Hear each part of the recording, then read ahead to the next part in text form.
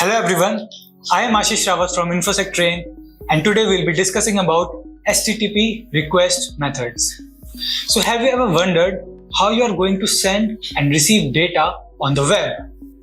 Well, it all boils down to HTTP, which stands for Hypertext Transfer Protocol. Now, one of the most important factors that contribute to this data exchange is your HTTP request methods. So what are request methods? Request methods tell us the desired action that we want to take place against that particular resource on a given server. We have several types of HTTP request methods. The first one we have is your GET method. Now in GET method, when we want to access the particular resource from the server, we use a GET method. For example, if you are trying to search something on the Google or even entering a URL, we are sending a GET request in order to fetch that particular web page. The second method we have is your POST method. Now in the POST method, we are trying to send the data in order to create a resource on a given server.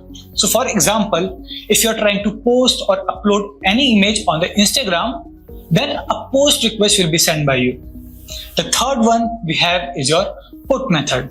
Now, if you want to update that existing resource on the server, we will be using a PUT method.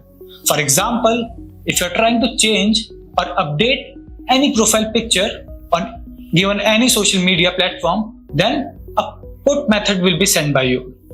And the last one we have is your delete method. So if you are trying to remove that particular resource from the server, we will use a delete method. For example, if you are trying to delete a tweet from the Twitter or X nowadays, then a delete request will be sent by you. So these methods helps us in performing simple CRUD operations, that is your create, read, update and delete operations. Nowadays, when you will be surfing the web, always remember that these are the request methods that are working behind the scene. Thank you very much and stay tuned for the next tech update.